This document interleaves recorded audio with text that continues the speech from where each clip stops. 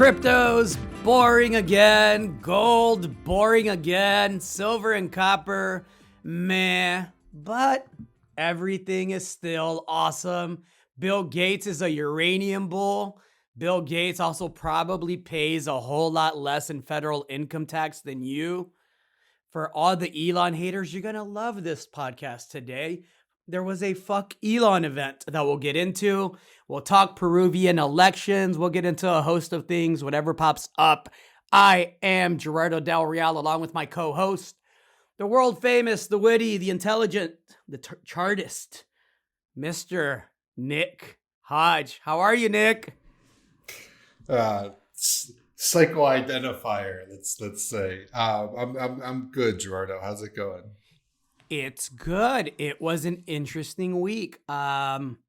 A lot going on and also not much going on, right? And so it's great to see conference invitations back in the inbox. I am looking forward to seeing people face to face again. Lots of positive feedback and emails, and can't wait to see you and shake your hand. And then like a snarky email or two that, I don't typically like addressing things on air publicly, but I am looking forward to addressing an email or so in person. So I'm excited for that. And no, things are good. Things are great. It's the summer. The Cubs are in first place. It's sunny outside. Life is good. Holy cow, we're playing baseball. Here we go. Hey, let's get to it. All right. Markets this week, kind of a non-event type of market. It was a pretty stable market from the volatility index perspective, right? There weren't a lot of moves up or down. Cryptos had a moment there where I thought I would be proven right. Bitcoin plunged down to 32,000. Everything was down. The cum rockets were down. The uni swaps, the poppy swaps were down. Everything was down, and then everything kind of just like rose back up. The cum rockets found, their footing, and the poppy swaps and the uni swaps and the unicorns and the rainbows. And so, no, look, it was kind of a boring week all the way around. Gold ended up closing right around the 1870 level, 1876. Silver closed at 27.92. Copper rebounded all right, closed at 4.52. Anything in the markets that stands out to you this week, Nick? So we want to have, or at least I want to have, an extended discussion about crypto. We had sort of one last week about really monetary policy and global taxation and how it all tied together. And I think there's a bit more to say this week about crypto that we can get into later with the fuck Elon event and some other things that happened. But crypto sprang back. I mean, it had a bit of a sell-off on Tuesday, I guess it was, Monday, Tuesday, and it's back up to 37,000. I'm talking about Bitcoin. And, most interesting thing is something we talked about a couple of weeks ago is silver continues to look strong. Silver names are really strong. If you look like a Mag Silver or a Hecla or something like that, they're performing really well. And so silver is not necessarily boring, but and the other thing I'd say is that stocks are back at all-time highs. The S&P sort of quietly did that this week, and that's about it. Well, every time I say everything is still awesome, that's exactly what I mean, right? The major U.S. indices continue, for the most part, to push to new highs, right? At the very least, the S&P and the Dow. I mean, the Dow's sitting there at 34.4. The S&P is at 4,200. The Nasdaq at 14,000. Even that had a solid week. So, no, look, no point in extending out the markets chatter. I'd love to get into an extended discussion on cryptos if you want to have that conversation. I think it ties in well with what we're seeing in the NFT markets. You and I laughed about Beeple and his $69 million NFT, and congrats to Beeple, right? But we knew that was frothy, and we knew it would probably take a pause and pull back the same way everything that runs the way that NFTs have run typically do. And I think we're seeing it in the crypto space. We've seen it in gold the last 10 months.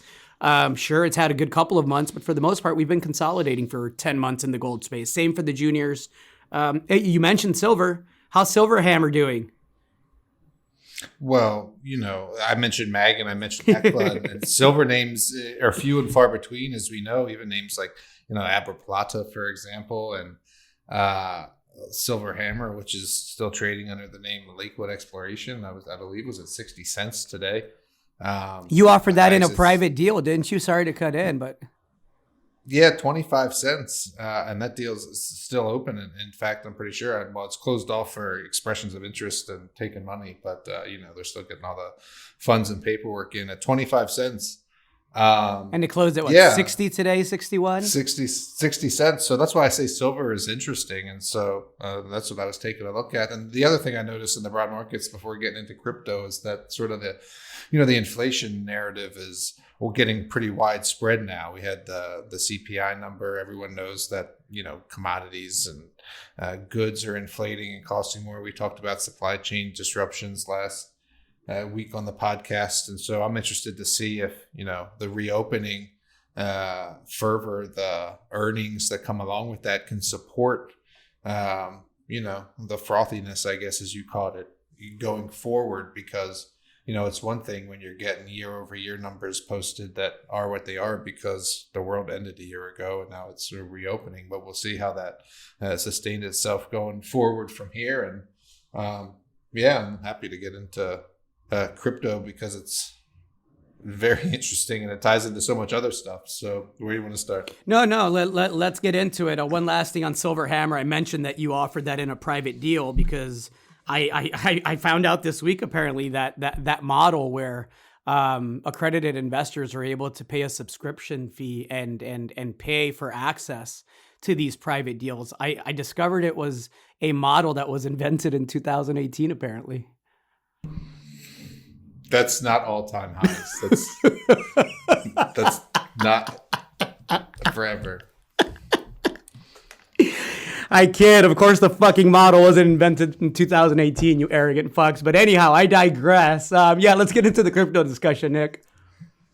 So there's the Bitcoin event last week, and I'm sure you saw some headlines about Fuck it. Elon! Flock to Miami, right? They're talking about Dogecoin to the moon. They had girls scantily clad holding the signs by the edge of the pool, and then I'd like to say liberated, Nick. Liberated clad. Liberated clad. Looking vaxxed, not sure about waxed, and then girls dancing in the pool. Anyway, it was a monstrous, biggest gathering of crypto supporters that ever. I'm sure Crypto Babe was there. The event was called Bitcoin 2021, and who was giving talks? Michael Saylor was there, Max Kaiser was there, and so it was just a pretty big, week for crypto in that respect. And then you had El Salvador be the first country to say they'll accept Bitcoin as legal tender, and the announcements are coming so fast it's sort of tough to keep track of. But I saw something about them saying, because of their volcanics and geothermal resources, that they can, mine Bitcoin cheaply. And so getting that's a pretty significant milestone, right? And then I'll say fuck Elon for a second. And then you saw the pipeline. If I see you in Austin, Elon, that was Nicholas C. Hodge, not Gerardo Del Real. You're going to see it in Austin. I'll get to it in a second. Hang on. And so with the pipeline, we talked about a couple of weeks ago where the let's say Russian affiliated hackers, got the ransom for the Colonial Pipeline. You remember this, right? Well, the government has now got some of that ransom back that was paid in Bitcoin. And so you and I were talking about, one of the notches against it, at least from the government, is that it's, readily used for criminal enterprises. But in this case, it showed that it was traceable, right? And so at least in some cases, the government can track and even extract, reclaim, as it were, Bitcoin. And so that's sort of another positive for it, right? If the government can do that, then it's not the boogeyman they say. Do you know how they got it back, Nick? Are you aware of? I'm sure you are, because I know you've been keeping up with it. We chatted about it, but are you aware of how the feds were able to kind of steal it back?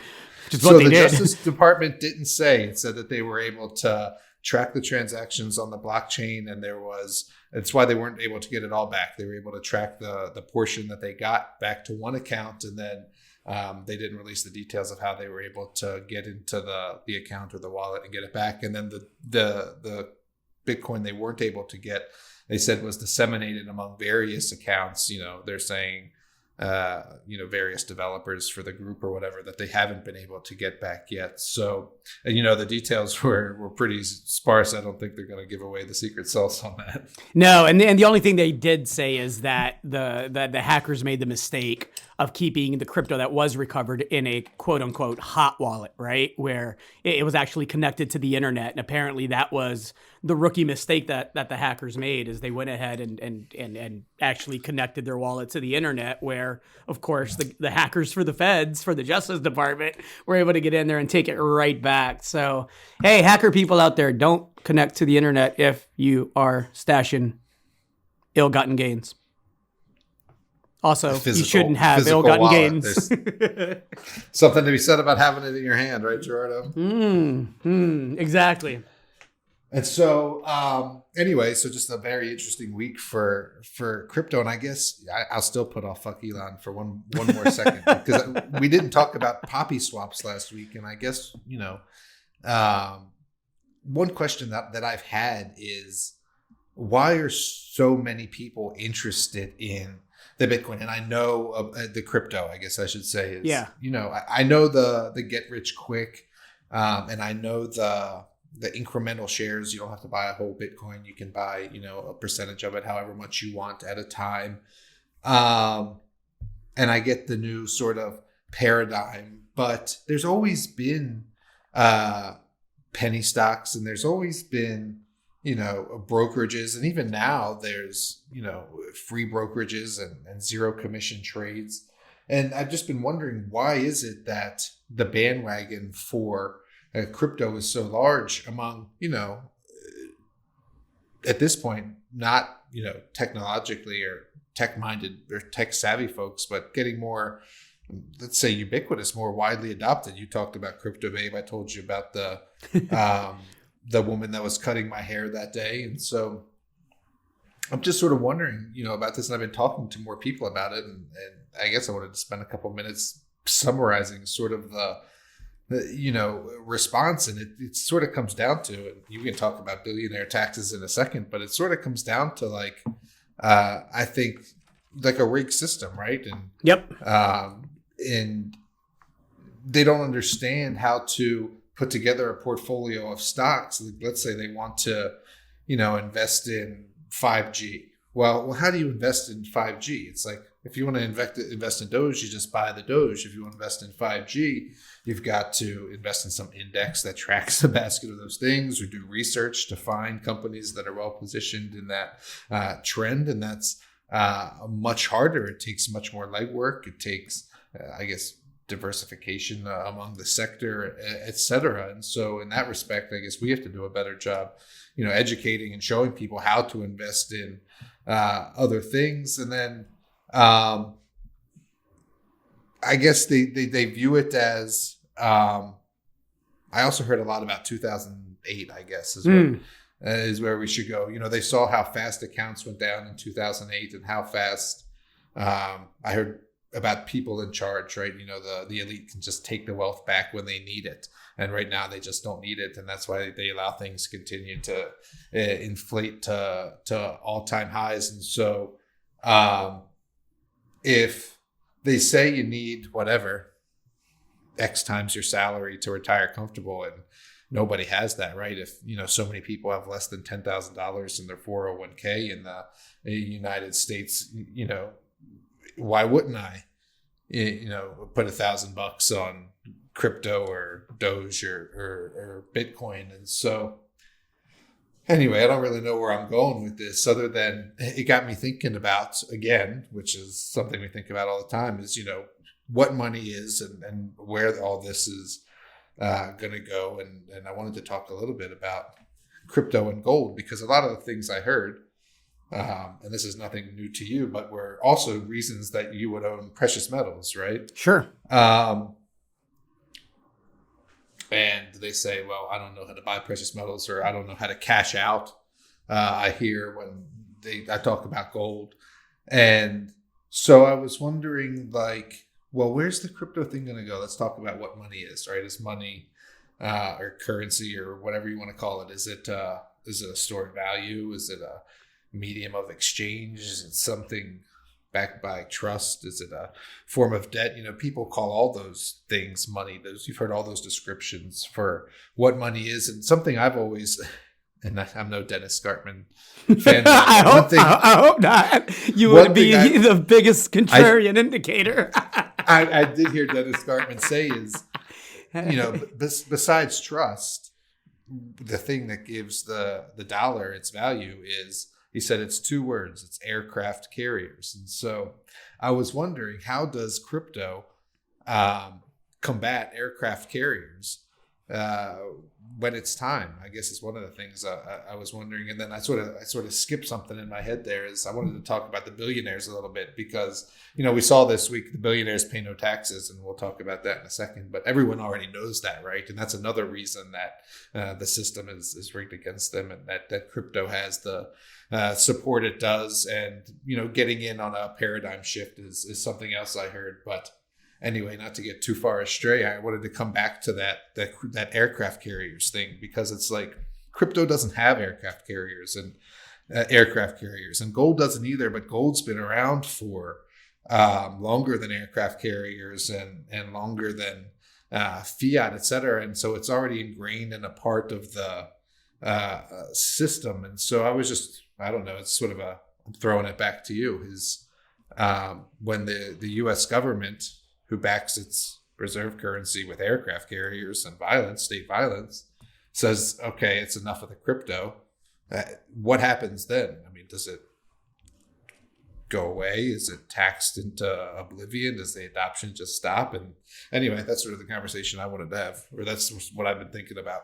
A lot of good points there. A lot of great points there. I would say this. I would say that the crypto space has done a brilliant job of marketing itself as the anti-government option for speculation and investing. And whether that's true or not didn't matter to the people that were in the crowd in Miami, right? And I think if anybody just Googles or YouTubes a video from the event in Miami, you'll see that the talking points have been brilliantly passed down, whether you're interviewing someone in the crowd, or I'm speaking with Crypto Babe, or you're talking with someone in the barbershop.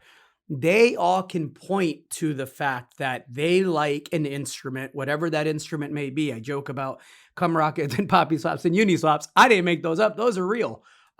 Whatever the instrument is, it is a way, at least the way the branding has made it seem to be, to kind of, throw your middle finger back at the government and say, hey, this is a country that was supposed to have been founded on principles of freedom and upward mobility and striving to become a more perfect union, right? And when we talk about those concepts, what appeals to people about that, of course, has always been the fact that you can be free as long as you're not imposing your will negatively, violently, in a law-breaking way. Then you can thrive, you can excel, you can succeed. That's at least the pitch. And look, when you look at what the dollar has done, and this is the reserve currency of the world since the mid-40s after World War II and Bretton Woods, it would be very easy for a 20-something or even a 30-something that experienced 2008 to have a reference point about what can happen to the dollar and what will happen to the dollar over time. It's why I believe that, within the next 5 years or so, we have a new Bretton Woods agreement. I think they'll come together, and I think China wants a bigger seat at the table. And we've had this discussion before, so I don't want to get on a rant about that. But when you look at it from that perspective, I think cryptos are the new, exciting, hasn't really been tested in a serious way. And when I say a serious way, I mean what you said. What happens when the government really decides they no longer want this to be an instrument? There's a reason why 70% of governments around the world and central banks are coming up with their own cryptocurrency. It's so tone deaf that the government And central bankers believe that the technology is the appeal. I believe the appeal is the independence from government. And so it brings us back to the story that we started with, where the government was able to hack it back, basically, right? In essence, that's what it did. But lost in that is that there was a good portion of that wasn't hacked back. And so there's two parts to that story and two sides to that coin. And, it's a long-winded way of saying the trust in the dollar and the trust in the fiat currency has always been about trust and faith in government. And I've said on this podcast for years, if I could create an ETF, if Goldman Sachs would do it for me, of being able to short politicians and political competency, I'd be rich, right? It's easy. I'd go long on margin with the whole shebang, and so options 3 times levered, the whole thing. And I think that's ultimately what it comes down to. And I'll say this: it's not going to help fiat currency or government's case if they do either of those two things, if they restructure the dollar and the reserve currency and what that looks like, and or if they go after cryptos in a very targeted, serious way, because it'll kind of prove the point of the faithful amongst that crowd. That government is intrusive, that government is abusive, and that we need to break away. And it might actually expedite that last bang in our fourth turning theory that, we've postulated here for many years on the Bizarro World podcast. So a lot there. I think it's about trust. I think people don't want government intrusion more and more. We want less government more and more, because power never concedes power quietly. It's getting, we've talked about voting rights, and we've talked about, a woman's body and her right to do with it as she pleases, whether you agree morally or not.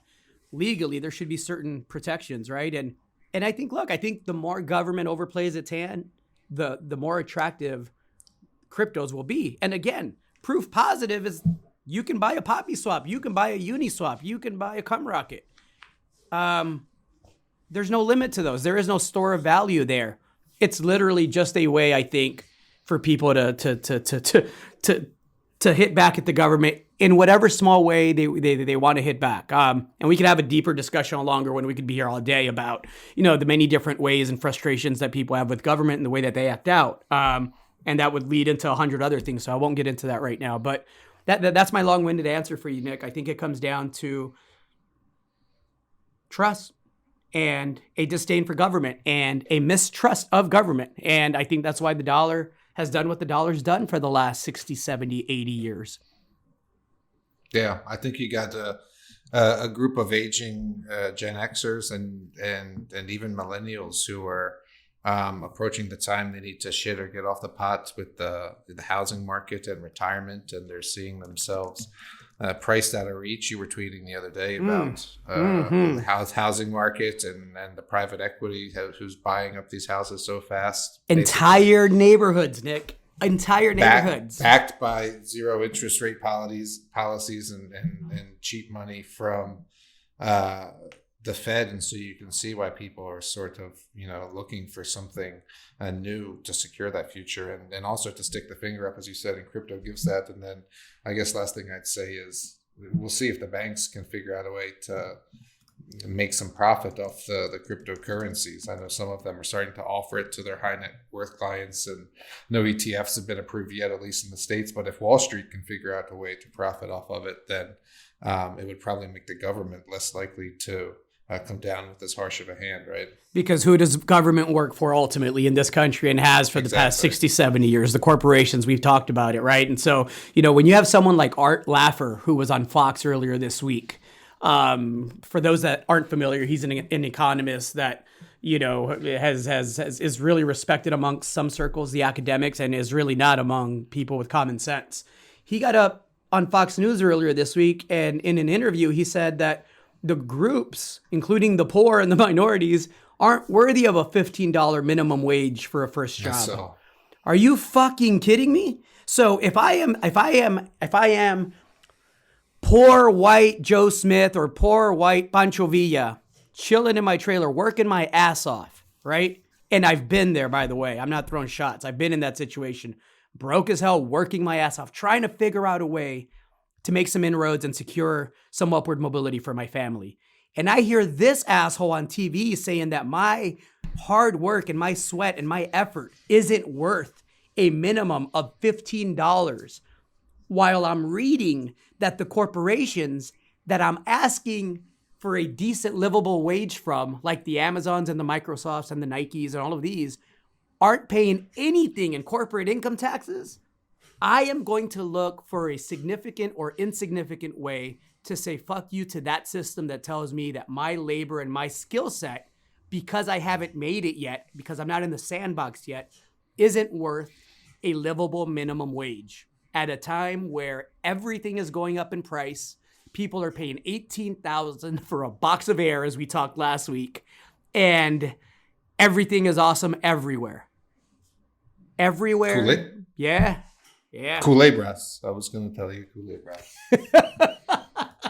And then I was going to say we should invent Culebra coin. Let's do it. And I'm dead serious, Nick. We'll have a discussion in another day off air about just doing it. Let's do it and market it. We joked about, I don't know if you remember in 2016, we had a photoshopped picture about a block on a chain and how we were going to raise $10 million and how we could do it.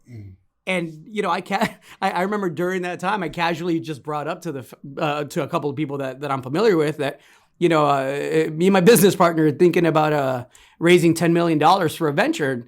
I had two people that didn't even ask me what the venture would be. They said, yeah. Well, we'll help write a check. We'll place lead orders for you. What are you guys doing?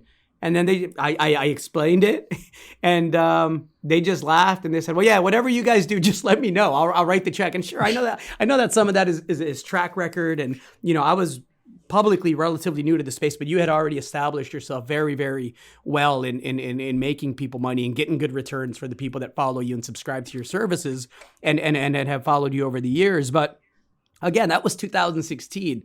This is 2021, baby. This is Gordon Gekko. Greed is good. You know, let it fly. Let's go to Miami and just ball out and say fuck Elon. And everything is awesome. And I think if we did launch it, I guarantee you we could get a good following for it. So you brought me to fuck Elon, which is perfect because I didn't want to forget. So ta-da! At the Bitcoin event, Max Kaiser is on the stage, and this is when, you know, Elon was tweeting about the crypto and Bitcoin, and that's why the media was saying it was going down. And anyway, so Max Kaiser starts yelling, "Fuck Elon, we're not selling." And now apparently they're doing a fuck Elon tour, and Max Kaiser says that the fuck Elon show is coming to Austin in July. So you'll have to keep an eye out for it. I'll pull up in my Tesla.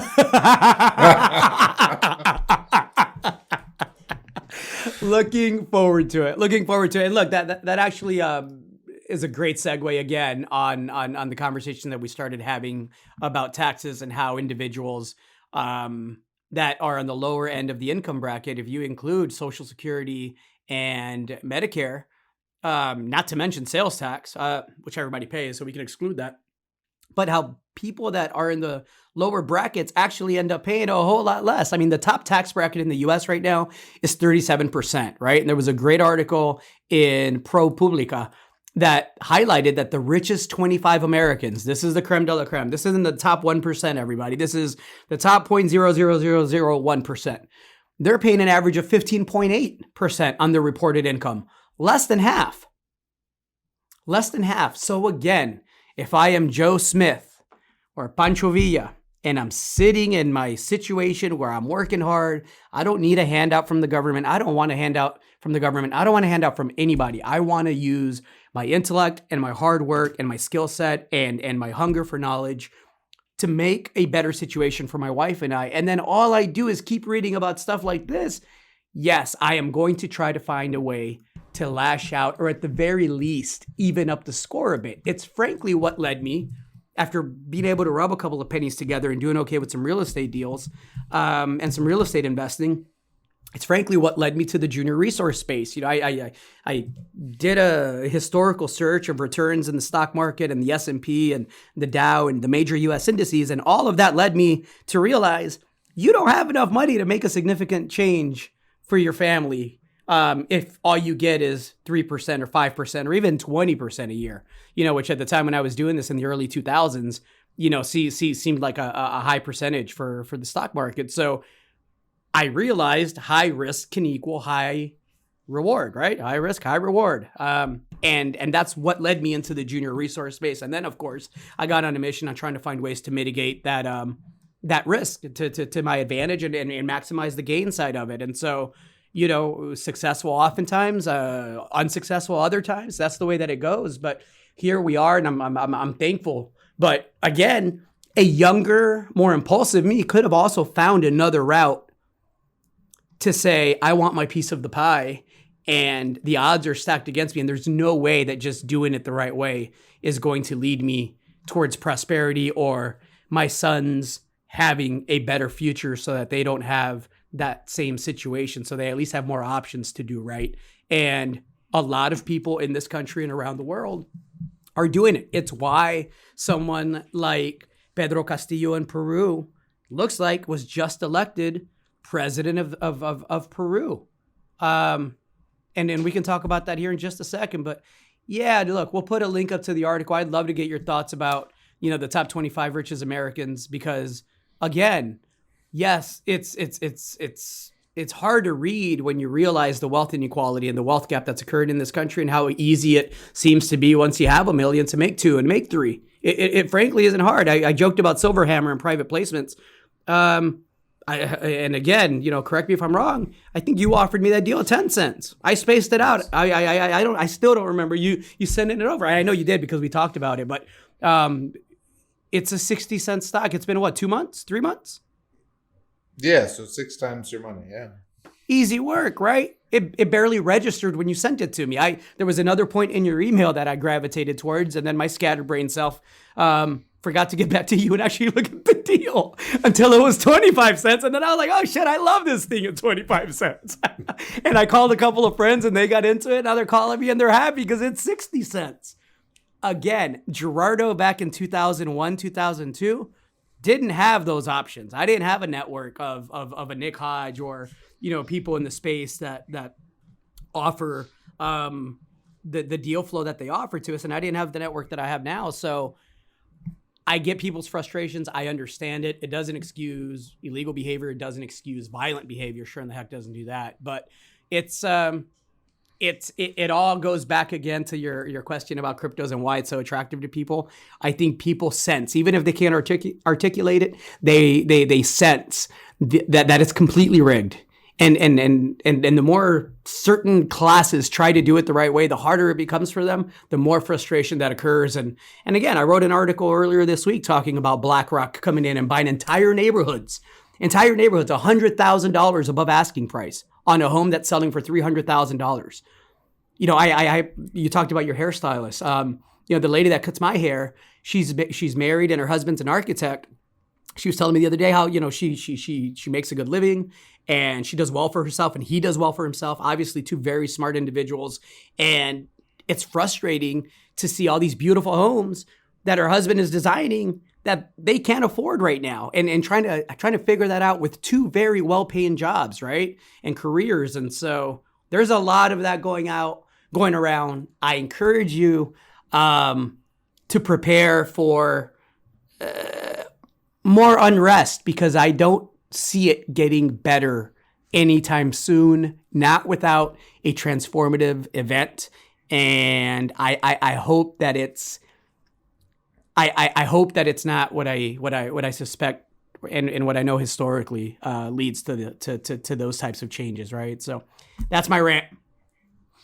Well, we're going to see. I think some of the stuff was just so egregious, and I think people expected that it went on and knew it went on, but here we get it in sort of black and white, like, Jeff Bezos, the richest man in the world at the time, paying no federal income taxes and even taking a $4,000 tax credit for a child care tax credit that, like, I'm not eligible for example. And so, I think that when it comes out like that, you had Republican senators, even I'd have to scroll up to see the gentleman's name, Senator Patrick Toomey from Pennsylvania, who helped write the the Trump tax reform in 2017, saying, we didn't write it so that multi-billionaires could pay no taxes. And so, stuff that we've talked about over the months, right?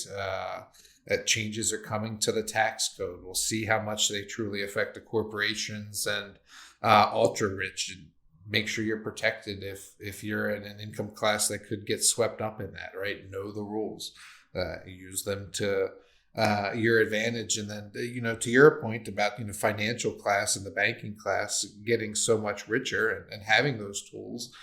Some of the tools were also laid out, right? One of the strategies is about, borrowing and then dying, because once you're rich enough to live off the interest or to take out loans against it, especially take out loans against it, the government doesn't consider those loans income because they got to be paid back. And so once you're rich enough that you can, live on the equity, take loans against the equity, then you can die and pay them back after you're dead, right? And then you don't have to pay tax while you're alive. And so some of the strategies were sort of laid bare as well. And then about, investing. I mean, this is sort of what we talk about is how you put it to use for you. I think it was, Charlie Munger who said once that the first 100,000 is the hardest to get. He doesn't care if you gotta, walk to work and work 2 jobs. Once you get that first 100 grand, you can really put it to work. And that's especially true now as, when we see multiple asset classes inflating to all-time highs. And so, I think people don't understand that. And I think that people who weren't in on that or didn't deploy enough capital into this bull market that's been going on since February, March 2009. You remember how huge that FOMO. bailout seemed? I'm sorry to cut it, but do you remember how huge $700 billion in a bailout seemed? Yeah. Oh, yeah. TARC for sure. It was crazy. Yeah. And now we talk about trillions like it's nothing. And I don't know if people realize. The Troubled Asset Relief Program. I just started a newsletter about it. I mean, yeah. Yeah. And now we talk trillions like it's nothing. I don't think people realize the difference between $1 billion and $1 trillion. It's pretty significant. I won't tell you what sector Goldman Sachs thinks is going to create the world's first quadrillionaire, Gerardo. I'll save it for another day. We'll save it for next week.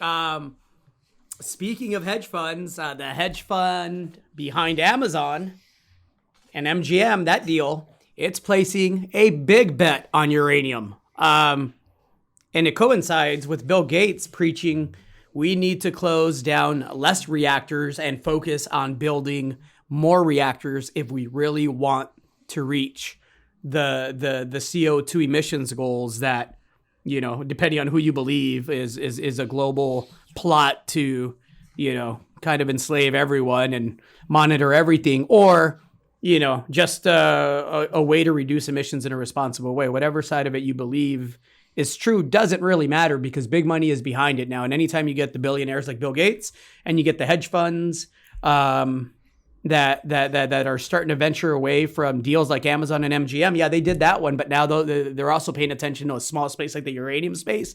We are in for a hell of a uranium bull market, guys. And for those of you, guys and gals, and for those of you that believe that, the 3, 4, 4-fold, 5-fold gains in the uranium names over the last 6 months was it, the train left the station, we're going to have this conversation in a couple of years, and you'll absolutely be kicking yourself if you don't have some exposure there. So that's my rant. What did I want to say about uranium? It was good to see a uranium chart in the Wall Street Journal.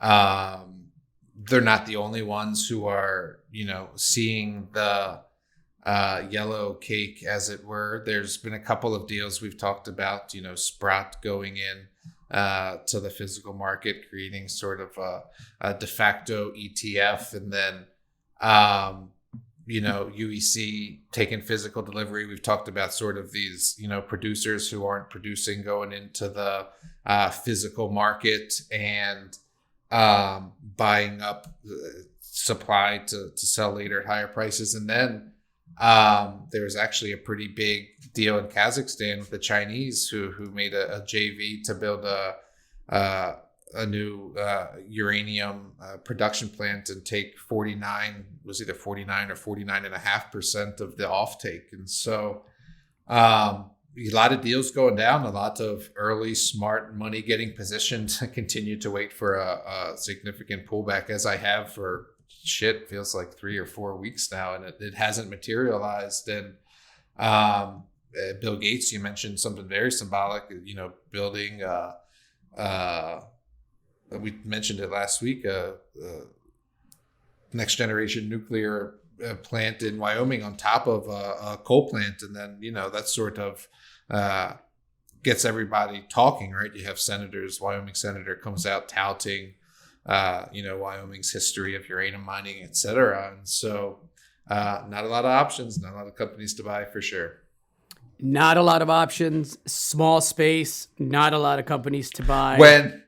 When the other VC fund that they mentioned in the Wall Street Journal article was run by a guy you almost hired to write a newsletter about uranium, it's like small world, man. There's not a lot going around in uranium. But Art Laffer doesn't believe Pancho Villa or Joe Smith deserves $15 an hour. Fuck out of here. Culebras. I'm going to run around saying that all weekend long. We were reading we got a Dora the Explorer book, and it's is that your new favorite word? And it's all good night. You got to say good night to all the animals, and it's like, say good night to the mice. Buenas noches, ratones. And so we go through all the things, and obviously I like the snake. Culebra. Buenas noches, culebras. You know what was funny, not funny? Criminals using FBI phones this week. There was an article about that. I would love for you to share your insights on this, because it made me laugh, and it'll make me laugh more if you tell it. I mean, where do you start? You have these dumb criminal things over the years, and they always get people's attention, mugshots and stupid criminal of the week. In this case, it was like thousands and thousands of messages and over 800 suspects that the FBI and other global police agencies were able to corral because of basically a secure messaging service that they were able to co-opt with the founder. And all these criminals thought that they were using the secure messaging service, and then they were able to get devices in their hands that use this. They probably gave them like 2-for-1 deals. And so it was incredible, right? So they ended up getting 12,000 devices in over 45 languages into the hands of criminals. And since 2019, recorded more than 27 million messages. So, organized crime rings around the world. The total haul is 800 suspects, 32 U.S. tons of drugs seized, including cocaine, cannabis, amphetamines, and methamphetamines, 250 guns, 55 cars, and $148 million in cash and crypto. So I don't know what else to say except, God, criminals around the world, you really were dumb on that one, right? I mean, I don't know. What do you got on it? Everybody's still getting high. Right, no matter the shortages, no matter who gets arrested, the drug supply chain keeps on going for sure. The crypto party in Miami looked lit.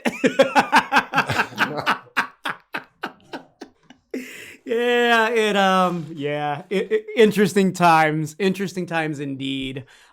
Let's talk Peru elections really quick before we go. Just, and I kind of said my piece a couple of weeks ago, I think. I said even if Castillo did win, that, the conversation immediately would turn to, we're not nationalizing, we're not, taking all the mines from everybody. We are going to consider a royalty hike, a hike on taxes for the producers, but producers will keep producing, and Peru will continue to be the number 2 copper exporter in the world, and companies will continue to find ways to make a profit. That's the way it goes, everyone. And so I think that the initial headlines were very sensationalized. I think, listen, there are aspects of Mr. Castillo's campaign and some of the people behind him that should absolutely be watched and monitored, and everybody should be vigilant about. But as it relates to the economy, I think we're going to see a stabler Peru than most people assumed under a Castillo presidency. I don't know if that'll be the case for every other aspect of his administration, but at least on this front, I think, I'm still happy and content. Chicana's taken a hit. Chicana Copper's still an excellent explorer, still has all the copper, still has all the gold. I spoke to a CEO from a bigger explorer in Peru this week, and he said, look, the rocks haven't changed.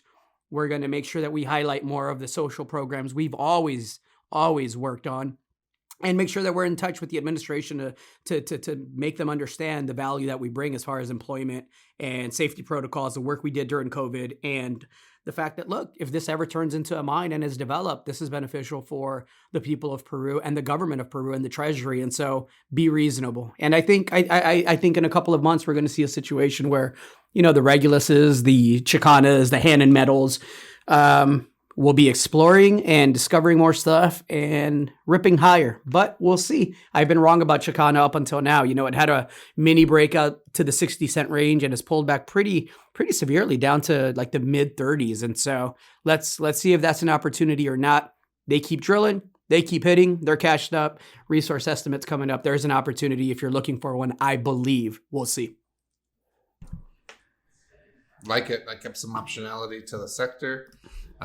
Still got some Hannon shares, some Chicana shares, some Hannon warrants in the money. And so I've been watching very closely as well. Seems like, accusations of fraud, et cetera, are playing out now. But looks like Castillo was the winner, and interested to see, like you say, how the rhetoric gets toned down as he comes into office. Same. Nick, that is all I have on my mind at this current moment. Is there anything else you need to get off your chest? No. I think that was a pretty good conversation, and we can end it there. Thank you, as always, for the weekly therapy session. Thank you all for listening, and apparently there's more and more of you. I'm seeing, messages on LinkedIn and emails and all sorts of stuff, which is really neat. I mean, we never know if anyone listens, or if, somebody in Australia is listening. And it's been really neat to see the diverse group of people and age groups that actually tune in and listen to us rant and rave about the markets and everything else that peeves us or makes us smile and happy. I will leave it there. I am Gerardo Del Real. This is episode 121 of Bizarro World. It's been fun chatting with Mr. Nick Hodge.